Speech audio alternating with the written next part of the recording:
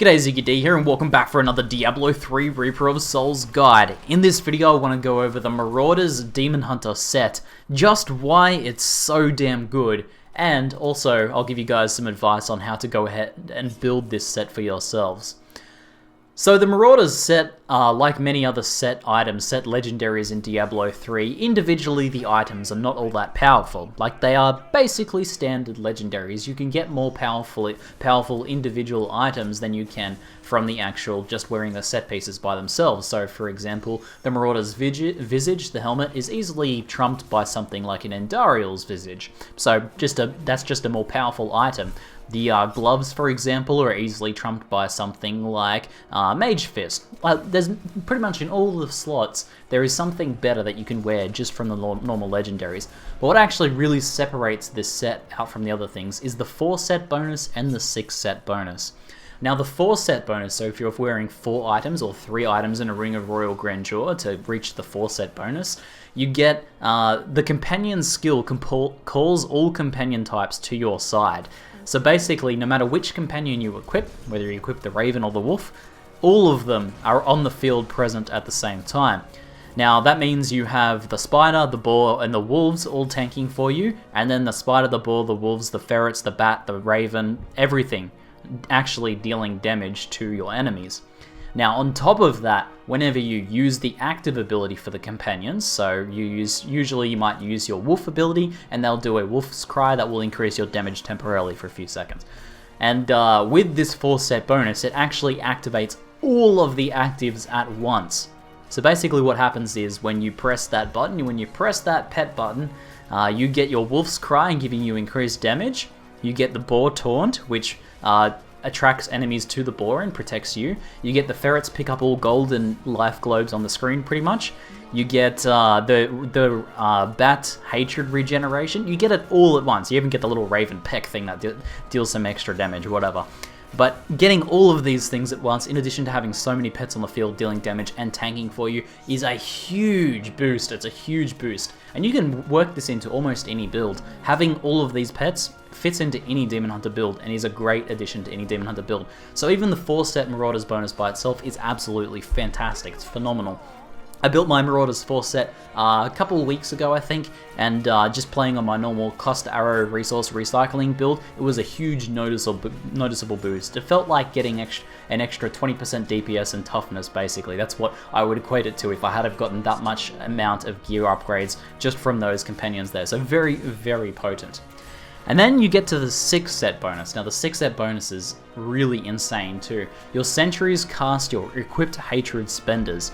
So what this means is if you have on your toolbar, like on my character you see in the footage in the background, multi-shot and cluster arrow, your sentries will actually fire multi-shot and cluster arrows all at full damage as well. Okay, so that sounds pretty good, but just how good is this actually? Just how good is this? If you're using the passive that allows you to get an extra sentry out, so you can get 3 total sentries, which is usually what you're using with a 6-piece Marauder set build, you can essentially deal more than 3 times the damage you would be dealing solo. Each one of these sentries deals almost as much damage as you would do, a little bit less, almost as much damage as you would deal using those abilities. And then over the course of a longer battle, so if you're farming in Torment 6, which is the whole idea behind getting an endgame set like this, is to be able to farm the highest difficulty. Each one of these sentries puts out those cluster arrows and those multi-shots, so really good AoE from the multi-shots with decent damage, and then really insane small AoE and single target damage with the cluster arrows. So you'll see them on my screen critting for 17 to 20 million damage every time they crit, which is about a little bit less than what I would normally do because I've had to switch out the set, lost some of my base DPS in my build. But the fact that I can get 3 sentries out very quickly over the course of a fight with a pack of elites or a large pack of trash mobs means that I get each of the sentries out. They're all firing those at the same time. It doesn't really matter about my resources. I won't run out of resources. Sentries don't have resources. They keep firing those abilities, dealing 3 times the damage you would almost do, or almost, just slightly under. And then on top of that, you can attack yourself. So after you get your 3 sentries out, you can start firing your own cluster arrows and multi-shots. So you end up dealing over 3 times the damage, or maybe even close to 4 times the damage you would be dealing with a normal setup. So, just to put this in perspective for you guys, how much of a boost is this actually? Like, that sounds good, 3 times the damage? Wow, that sounds incredible. But how much, is it actually practical? Does this actually work in the game? Just from farming yesterday on a very decently geared resource cycling build. I was using multi-shot cluster arrow, the very traditional Demon Hunter build, with very good gear for that sort of build. And I was farming Torment 3 very efficiently. Now, I put on the Marauders set, and my current Marauders set build, because I'm using all 6 pieces, I don't have the Ring of Royal Grandeur, and I don't even have things like Bombardier's Rucksack and other items that go well with this build. And even then, my Marauders set isn't perfectly rolled for this. I went straight to Torment 6, farming Torment 6 reasonably efficiently. So I jumped up from Torment 3 to Torment 6, literally by getting my Marauder's helmet today. So completing that 6 set, going from 5 set on the Marauders to 6 set, jumped me 3 Torments. Insane. It's absolutely insane. It's fantastic. And really, Marauders set builds, like these pet sentry builds for Demon Hunters, are the main build that is best for farming endgame. They are the most efficient. There are some other cool builds going on the PTR at the moment that you might be able to play around with, but this is going to be very strong, both now and moving forwards into the future patches, and really fantastic in Greater Rifts. All of the people topping Greater Rifts within the first few days were pet sentry Demon Hunters using the Marauder 6 set. And with good reason. They're just very defensive, like the fact that you can sit behind your sentries and they do all the damage and your pets tank for you, and the fact that you're able to get 3 to 4 times more damage than what you'd normally be doing by yourself is just fantastic for Greater Rifts. And it doesn't look like they're changing anytime soon. In fact, you're just getting more options for how you can actually gear your Marauders set. So, now that I've talked about, I've exposed just how awesome this set is, and I'm sure many of you guys already actually knew this, but maybe you've just found some of the reasoning behind it interesting. How do you actually go ahead and build your Marauders set, your endgame set? It's actually pretty easy to do now.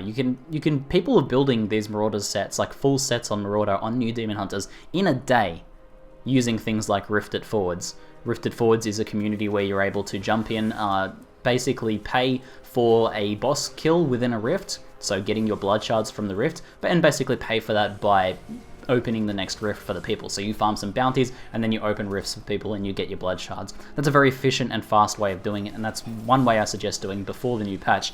But in general, the whole idea for getting this is that you're going to be farming rifts on the highest difficulty you can efficiently farm to get those extra legendary drops, and legendary drop rate has been buffed exponentially in both rifts, and in general, these set items dropped actually pretty commonly now. I found 3 today. I found 2 Marauders helmets and a pair of Marauders boots. I found one in this random, I did one rift run to record a video for this video just here, to record footage for it, and I got the Marauders boots. So they drop reasonably often. But then what really allows you to make sure you can actually build this set, because it's no good just getting the boots 5 times in a row. You need to actually build the full set, or at least 5 out of 6 of the set. The way you're going to be doing that is gambling for the different sockets. Basically, when you complete that rift, you're getting, if you're doing something like Torment 3 rifts, which is something you can do pretty easily with a resource cycling build, or even a Entangling Shot Cull the Weak cluster arrow build, which I'll link these builds down in the description below for you guys. If you're trying to gear yourself up into Marauders, I suggest using those to farm with, and you will be able to get those blood shards and gamble on the slots you need. Now, here's the real key, though, is deciding and planning which slots you actually need. Now, on this character right here at the moment, I am using the full 6 set Marauder. This is bad. This is not the best way to do this. You really want to go for a 5 set and then use Ring of Royal Grandeur. So hopefully you guys already have a Ring of Royal Grandeur from farming those Act 1 bounties. Otherwise, that's something you're going to want to consider doing as well. And you could, for example, farm Act 1 rifts, Act 1 bounties over and over again, try and farm for your Ring of Royal Grandeur, and at the same time do Rifted Forwards to start farming for your Marauders. You can actually farm for both of these things very efficiently at the same time using Rifted Forwards. Simply join the Rifted Forward communities and read the description on how you actually get involved in that. And that's a very efficient way of doing that. Now, here's the last really important point. When I said build a 5 set instead of building a full 6 set, what item do you not go for? Because it's a good idea to plan for the one you don't want to get, so that you don't waste any blood shards gambling on that item. Currently, the chest. If you're playing a normal fire setup, which is what I'm running here, where you're using cluster arrow loaded for bear and the fire multi-shot rune and the fire, sentry turret rune, then these are all fire damage skills. So getting Cinder Coat and wearing the Cinder Coat as your chest armor is going to be very important. And if you're wearing the Marauder's Carapace, the Marauder's chest piece, you can't wear your Cinder Coat, you lose your resource cost efficiency, and you lose the extra 20% fire damage from the Cinder Coat. So the best thing is going to do is to wear the 5-piece set with the Ring of Royal Grandeur and skip the chest armor from the Marauder's set, which means don't gamble on that Marauder's Carapace. However, in the next patch, there is going to be an additional option. Physical and cold Marauder's setups are looking to be pretty good.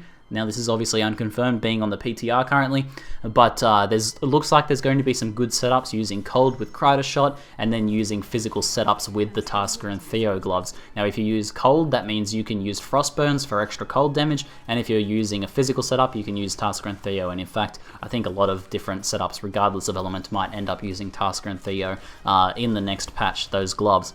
So that means the alternative, instead of, if you don't care about going fire, then you can skip the chest piece and keep the Marauder's Carapace, so you can get your Marauder's Carapace, and then simply drop the Marauder's gloves, so don't gamble for those gloves. So the choices are, just to cover it again, is to go for the 5 set with missing the chest, or go for the 5 set missing the gloves. Currently, the best thing to do is to go for missing the chest. Cinder Coat is fantastic, and using that is not going to be a wrong choice. So if you're not sure which setup you want to go for, I suggest going for that.